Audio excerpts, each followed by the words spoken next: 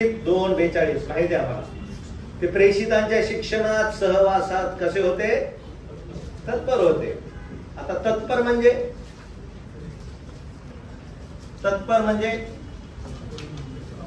सांग तुझे.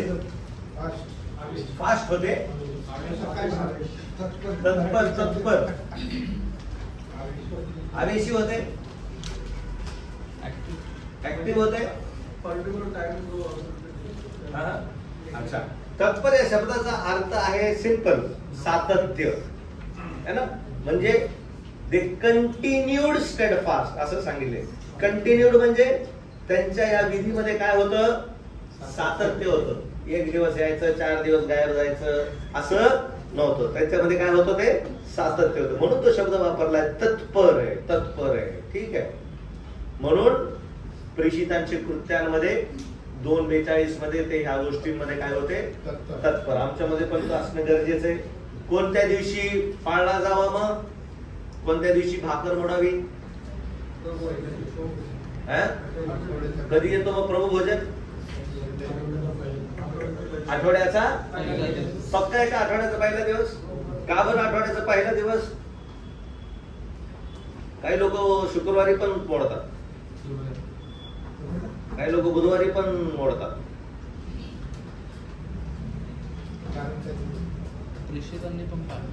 कारण बायबलमध्ये प्रेषित याचा 20वा अध्याय 7व्या वचनामध्ये आठवड्याच्या पहिल्या दिवशी एकत्र येतले. प्रभू येशू ख्रिस्त आठवड्याच्या पहिल्या दिवशी काय झाला? पुनरुत्थित झाला. तो प्रभूच्या विजयाचा दिवस आहे. तो विजयाचा दिवस असल्यामुळं त्या दिवशीच प्रभू भोजन घेणं. काही लोक शनिवारी घेतात, काही लोक ईस्टरला ठेवतात, काही लोक ख्रिसमसला ठेवतात.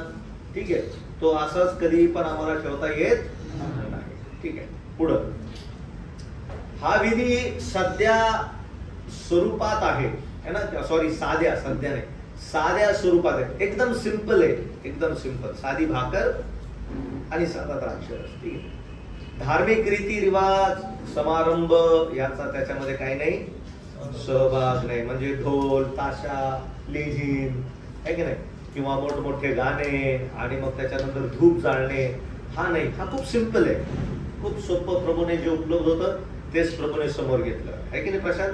सगळीकडे भाकर अवेलेबल होती, सगळीकडे द्राक्षरस पण अवेलेबल होतो. ठीक आहे, पुढची गोष्ट. मंडळ्या सुरुवातीच्या दिवसात हा विधी दैनंदिन घटना म्हणून पाळली जात होती. रोज करायचे. रोज चला भाकर मोडूया, चला द्राक्षरस आणूया, रोज करत होते. ठीक आहे. भाकर मोडणे व घरातील भोजन या दोन्ही करता तो शब्द वापरला जात होता. म्हणून प्रेषितांच्या कृत्यांमध्ये ते घरोघरी जाऊन काय म्हणत होते? भाकर मोडत होते, पण ते खरं जेवत होते. तर असे अनेक चुकीचे वर्तन त्या सुरुवातीच्या काळामध्ये होत होते. ठीक आहे. ज्यावेळेस आम्ही प्रेषितांची कृत्य 2रा अध्याय 44 आणि 46 वचन वाचतो, तिथं आम्हाला समजते. वाचा बरं कोणीतरी. 2रा अध्याय 44 आणि 46 वचन. 44 ते. तेव्हा विश्वास ठेवणारे सर्व एकत्र होते आणि त्याचे सर्व काही सामायिक होते. ते आपापली जमीन व मालमत्ता विकून जसजशी प्रत्येकाला गरज लागत असे तसतसे सर्वांना वाटून देत असत. ते दररोज एक चित्ताने व तत्परतेने मंदिरात जमत असत, घरोघरी भाकर मोडीत असत. काय मोडत होते? घरोघरी पुढं. आणि देवाची स्तुती करीत हर्षाने व सालस मनाने जेवित. आणि काय करत होते? सालस मनाने जेवित होते, है ना. बघा मग इथं काय लिहिलंय? जीवन आवश्यक सामूहिक वाटपावर केंद्रित होते, है ना. सामूहिक सगळ्यांचं समान आहे, कॉमन आहे. जेवायचे, भाकर मोडायचे. कारण त्यांना जास्त गोष्टी त्यावेळेस समजल्या नव्हत्या. मग हे कुठं समजलं? ज्यावेळेस पहिले कोरिन्थीय पत्राचा कितवा अध्याय? 11. मग त्यांना महत्व कळालं त्याचं तसं आहे. ठीक आहे. हा विधी सुरुवातीच्या काळात रोज होत असला तरी नंतर 20वा अध्याय 7व्या वचनामध्ये साप्ताहिक झाला. 20वा अध्याय 6व्या वचनामध्ये पौल भाकर मोडण्यासाठी 7 दिवस कुठं थांबला? त्रोआस या ठिकाणी थांबला. ते आम्हाला प्रेषितांची कृत्य याचा 7वा अध्याय आणि 6वं वचन आम्हाला शिकायला 20वा अध्याय 6 आणि 7 वचन. ठीक आहे. म्हणून या सगळ्या गोष्टी तुम्हाला माहित असतील म्हणून पुढे जाऊया. ठीक आहे. प्रारंभी मंडळीचा इतिहास या सत्याला दुजोरा देतो. कोणत्या सत्याला? इसवी सन 100 किंवा 110 मध्ये बिथोनिया इकडचा एक गव्हर्नर होता है ना, आणि प्लिनी ह्याने सम्राट टर्झन किंवा ट्रायझनला विधीविषयी भरपूर लिहून पाठवलं त्या सम्राटाला, आणि त्या संपूर्ण विधीमध्ये, त्या संपूर्ण पत्रामध्ये नमूद केलेलं होतं. काय नमूद केलं होतं की हे जे लोक आहेत, हे ख्रिस्ती लोक, हे काय करत आहेत, हे काहीतरी प्रभू भोजन म्हणून एकत्र येतात आणि या प्रभू भोजनामध्ये भाकर ठेवली जाते आणि प्याला ठेवला जातो आणि हे आराधना करतात आणि सगळेजण त्याच्यामधून भाग घेतात. हे सगळं सविस्तर या माणसाने कोणाला पाठवलं, या सम्राटाला पाठवलं. म्हणून इतिहासामध्ये या मंडळांनी ज्या ज्या गोष्टी केल्या ते सर्व त्या ठिकाणी काय करून ठेवलेले, इतिहासकाराने नमूद करून ठेवलेले आहे. म्हणून जुन्या काळापासून आम्हाला हे पाहायला मिळतं की कोणत्या दिवशी आणि कोणते त्यामध्ये प्रतीक होते. ह्याला इतिहासाचं लेखन सुद्धा दुजोरा देतो. शास्त्रातलं वचन पण आधार आहे आणि इतिहासामध्ये पण ज्या गोष्टी लिहिण्यात आल्या होत्या त्याचा पण या ठिकाणी आधार घेतला जातो, जे प्रभू भोजनाचे विषय लिहिलेले होते. पुढं काही महिन्यातून एकदाच किंवा काही जण 6 महिन्यातून काय करतात त्याचं, म्हणजे कोणी म्हणतं वर्षातून एकदा घेऊया, कोणी म्हणतं 6 महिन्यातून एकदा घेऊया, कोणी म्हणतं फक्त ईस्टरला, ख्रिसमसला है ना, कोणी म्हणतं की बाबा रोज रोज रोज रोज घेतलं तर त्याचं गंभीरता आणि त्याचं महत्व राहणार नाही. म्हणून लोक अशा प्रकारे अनेक गोष्टी सांगतात. परंतु ज्यांनी ह्यामधून भाग घेतलेला आठवड्याच्या पहिल्या दिवशी ते साक्षीदार आहेत की ह्याचं महत्व कधीच कमी झालं नाही. आता आपण जर आठवडी घेतो, आपल्याला वाटतं का ह्याचं कमी झालेलं आहे महत्व, नाही झालेलं आहे ना, आणि प्रभू त्याचा नक्कीच आशीर्वाद पण देतो. असे नाही, ज्यांनी पालन केले ते नित्य वाढत्या आशीर्वादाची काय देतात, साक्ष देतात. त्याच्यातला गोडवा अजून कमी झालेला नाही, तो अजून तसाच आहे. पण काही लोक म्हणतात म्हणून वर्षांनी ठेवणार, परंतु ते ठेवणं चुकीचं आहे. हा दिवस ख्रिस्ताच्या मृत्यूची व पुनरुत्थानाचे स्मरण करून देते व त्याच्या पुन्हा येण्याची आम्ही काय पाहतो, वाट पाहतो. हे ते 5वा अध्याय त्यावर आधारित आहे. पुढची गोष्ट समजत आहे का? आता खूप महत्वाचा मुद्दा आहे बरं का. आता प्रभू भोजन, हा तुमच्याकडे आहे पुस्तक, ठीक आहे, या वाचा. मी थोडं बसतो. हे मी मुद्दामून वाचण्यासाठी लावलं कारण याच्यामध्ये भरपूर असे प्रिन्सिपल्स तत्व आहेत जे आम्हाला ठाऊक नाहीये है ना, म्हणून त्याचं एक लाईन शब्द वाचणं हे खूप आवश्यक होतं. आणि त्याच बाबी या सगळ्या 4थ्या अध्यायामध्ये तुमच्या समोर दिलेल्या आहेत. काय काय गोष्टी पाळायच्या नाही तेच दिलेले. कोणीही याजक व या विधीचे कार्यवाहक ठरू शकत नाही, कोणाला अधिकारी दिलेला नाही. दुसरी गोष्ट पहिली, कोणत्याही कार्यकारी याचकाची किंवा बिशोपची नेमणूक करता येत नाही. जे आम्ही वाचलं त्याचं शॉर्ट मध्ये दिले. पेत्र व योहान, याजकत्व हा विषयाचा विशेष अधिकार आहे ना, म्हणून याजकत्वाची अधिकार आम्हाला प्रभूने दिलेला आहे. हे आम्ही पेत्रामध्ये वाचतो. परंतु इब्रीचे पुस्तक आम्हाला सांगते की प्रभू येशू ख्रिस्त आमचा कोण आहे, महायाजक. नवीन करारात प्रत्येक विश्वासणारा व्यक्ती स्वतःसाठी आध्यात्मिक यज्ञ काय करू शकतो, अर्पण करू शकतो. विधीत एका विश्वासणाऱ्याला दुसऱ्या विश्वासणाऱ्यापेक्षा अधिक अधिकार दिलेले नाहीत, ठीक आहे. कारण ख्रिस्ताद्वारे आत्म्याच्या योगे आपण उभयता, त्यांना यहुदी व परराष्ट्रीय पित्याजवळ काय करतो, प्रवेश. म्हणजे कोणत्याच प्रकारचं त्या ठिकाणी भेदभाव नाही, ठीक आहे. म्हणजे काय प्रतिष्ठा असेल, काय पद असेल तर ह्यालाच बाबा भाकर मोडण्याची संधी द्यावी, त्यांनी समोर यावं, आहे की नाही. या बाबी आम्ही टाळाव्या. विधीवर अभिषेक नाही तर 1 Corinthians 10:16 मध्ये वाचतो, आशीर्वाद आणि प्याल्याकरिता आम्ही उपकार स्तुती देणं गरजेचं आहे. मत्तय मार्क या दोघांनी आशीर्वाद हा शब्द भाकरीच्या संदर्भात व प्याल्याबद्दल धन्यवाद देण्याच्या संदर्भात वापरलेला आहे, ठीक आहे. आशीर्वाद म्हणजेच आभार मानणे, आभार मानणे म्हणजेच काय देणे, आशीर्वाद देणे. विशेष त्याला येऊन अभिषेक आम्ही करू शकत नाही. या सगळ्या बाबी आम्ही 5 अध्यायामध्ये पाहिलं. आम्ही हे देखील पाहिलं है ना, आत्म्याची काय दिलेली आहे, स्वतंत्रता दिलेली आहे. त्याचा गैरफायदा आम्ही घेऊ नये. पवित्र आत्म्याने चालविणे आम्हाला काय आहे, आवश्यक आहे. आमच्या पापाचे स्मरण करण्यासाठी नाही आम्ही पाहिलं. अजून काय पाहिलं आम्ही? आमच्या आशीर्वादाचे वर्णन करण्यासाठी देखील आम्ही एकत्र येत नाही. ठीक आहे. अजून मुक्तिदात्याला विसरून आमच्या मुक्तीचे स्मरण करण्याची कदाचित काय होऊ शकते? शक्यता असू शकते. म्हणून उपदेशकाचं एक हे सांगितले, त्या ठिकाणी रेफरन्स दिला होता है ना. एक असं राज्य होतं, ज्या राज्यावर एक मोठा राजा काय करणार होता? आक्रमण करणार होता. परंतु त्या राज्याच्या एका व्यक्तीने काय केलं? वाचवलं. त्याच्या ज्ञानाबुद्धीने त्याला वाचवलं. पण काही दिवसानंतर लोक त्यालाच काय केले? विसर. तर ह्या गोष्टी होऊ शकतात. आम्ही आमच्याकडे जास्त केंद्र करून करून करून आमच्या प्रभूला काय करू शकतो? आम्ही विसरू शकतो. ठीक आहे. आत्म्याच्या स्वतंत्रतेचा गैरफायदा आम्ही घेऊ नये. ठीक आहे. आणि आत्म्याचे स्वतंत्रता हा आम्हासाठी काहीही करण्याची परवानगी देत नाही. म्हणून आम्ही गंभीर असावे. आत्म्याचे स्वातंत्र्य हा आम्हासाठी हा काही परवानगी देत नाही. हा धडा 5वा काय झाला? संपला है ना. 6वा धडा म्हणजे काय आहे? काय काय करायला पाहिजे वैयक्तिक तयारीमध्ये है ना. खूप खूप गोष्टी करतो आम्ही. पण बघूया इथं काय दिलेलं आहे. बेखमीर भाकरीची तुलना भोजनात आम्हाला पाहायला मिळतो. काय? पूर्वतयारी असणं आवश्यक आहे. लेवीचं पुस्तक याचा 25वा अध्याय 5वं वचन आहे ना.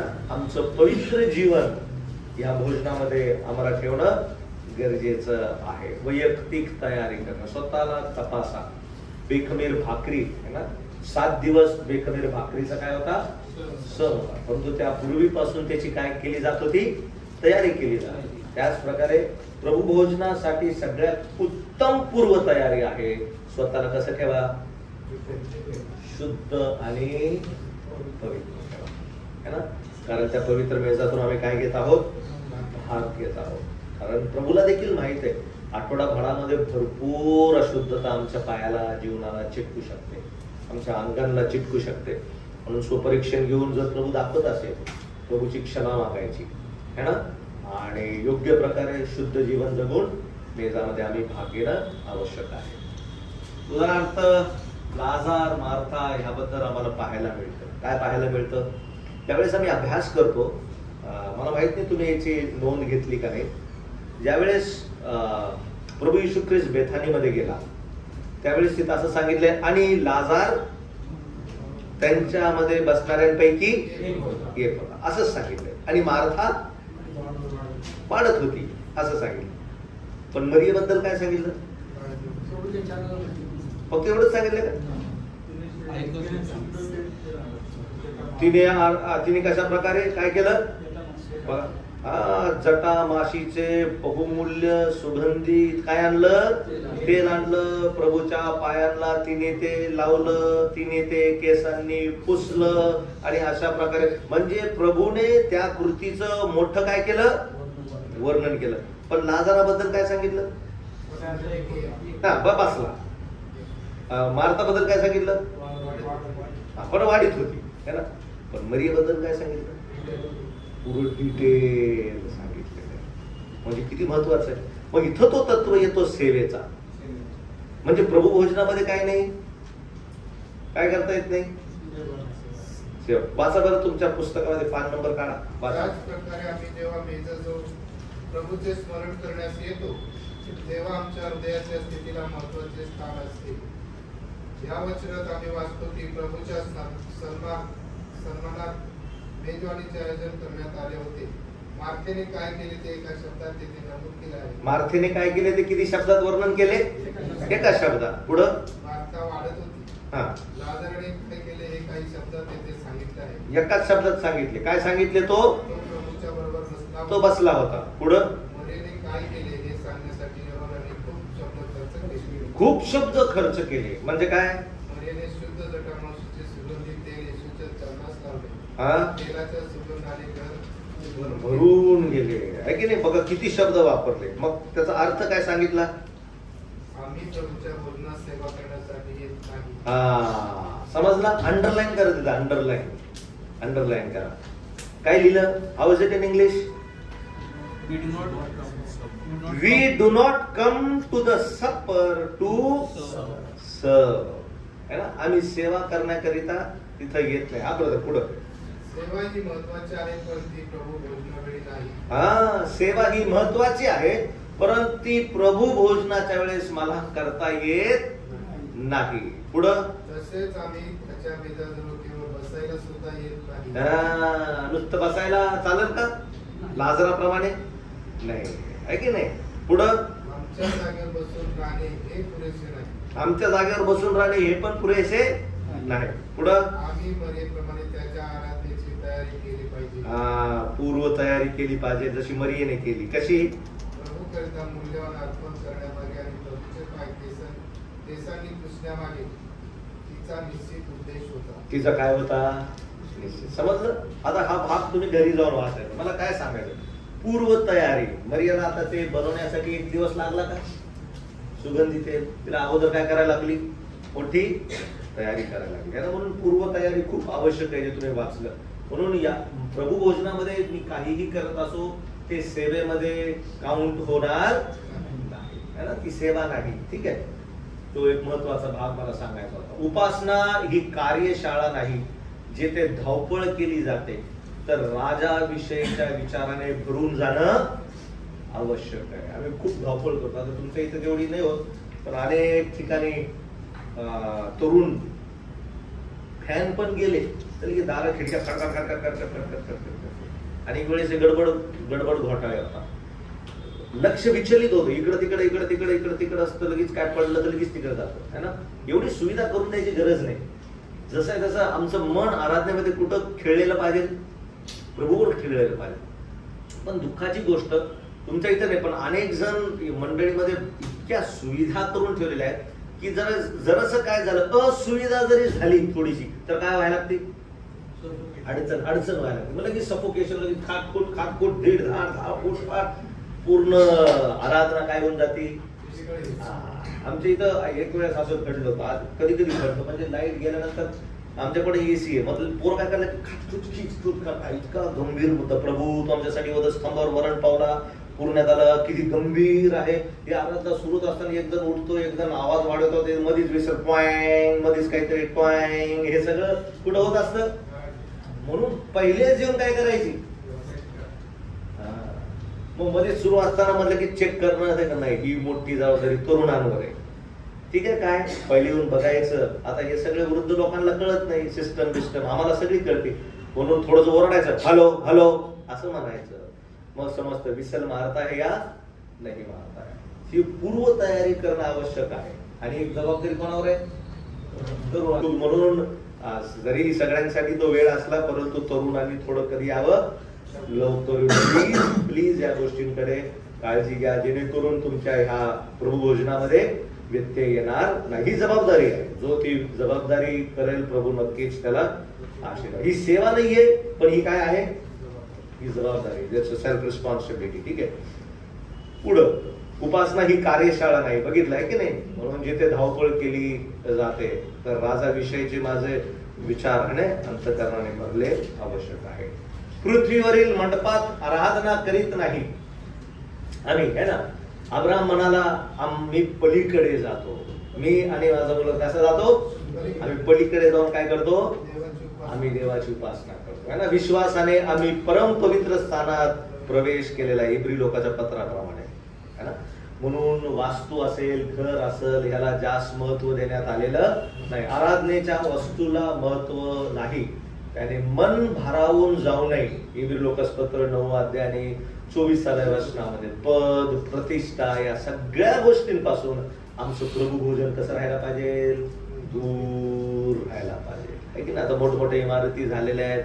लोक नुसते तिथंच पाहत असतात. काय सुंदर गवत आहे बाई, काय सुंदर आहे झुंबर, काय सुंदर आहे ते, वा वा. काय कलर दिलेला आहे, काय सुंदर रंगवलेलं आहे, वा वा. पण तिथंच मन काय होतंय? तिथंच रमतंय. मग इथं मन रमत नाही. म्हणून साधं जर प्रभूने साधं भाकरण त्याला घेतलं तर आम्हाला पण हे साधं करणं आवश्यक आहे. विशेष करून नवीन पिढी ही जास्त सुशोभीन, ज्याला म्हणतो काय म्हणतो त्याला, त्याच्या मागे लागलेली. म्हणजे काय? Decorative, liking the decorative things. ठीक आहे. So you have to be. आता साधा मोबाईल आहे, मग त्याला अजून कसं मग पॉकेट लावू का, हे लावू का, ते लावू का, अनेक या गोष्टींमध्ये पडलेले आहे. So keep as simple as it is possible. Keep your self simple. पुढे येणाऱ्या दिवसांमध्ये जर प्रभू येण्यास अवकाश असेल तर तरुण पिढीने असं काहीतरी बनवू नये की ज्याच्यामुळं सगळ्यांचे लक्ष फक्त कुठं पाहत राहील. 7 घोडे तिथं पळायला लागले आणि ते लोक त्या घोड्याकडे पाहतील, अरे हा किती आहे, 1 2 3 4. माझा मुलगा म्हणतो डॅडा वो उधर गए थे चर्च में, वो 7 घोडे क्यों थे उधर. अरे मुला ह्याला घोडे कुठून दिसले. त्याचं पूर्ण लक्ष कोणाकडे होतं, त्या घोड्याकडे होतं. मग चर्चमध्ये असे काही घोडे, झाडं, झुडपं असे लावले तर लोकांची मनबुद्धी, सैतान कुठं पण काय करू शकतो, मन आकर्षित करू शकतो. ठीक आहे. त्या गोष्टींकडे लक्ष देणं आवश्यक आहे. विचलित होऊ नका, है ना. प्रतीक नाही तर प्रभू महत्वाचा आहे, नाही तर प्रतीकच माझ्याकरता काय होऊन जाते, देव होऊन जाते. ठीक आहे. भक्तिमय विचार सांगितले जावोत. बोध असतो ना, जो बंधुजन बोध करतात, है ना, तो भक्तिमय असणं आवश्यक आहे. तिथंच लिहिलेलं आहे. वाचा बरं, मला वाटतं आहे का मराठी, त्या मराठीमध्येच तो पाठ दिलेला आहे. त्याचा वरस्तंभ केंद्रित असावे, है ना. विधित व्यावहारिक बोध करू नये. होत ते म्हणून जसं असं आहे तसं आम्ही पण असावं.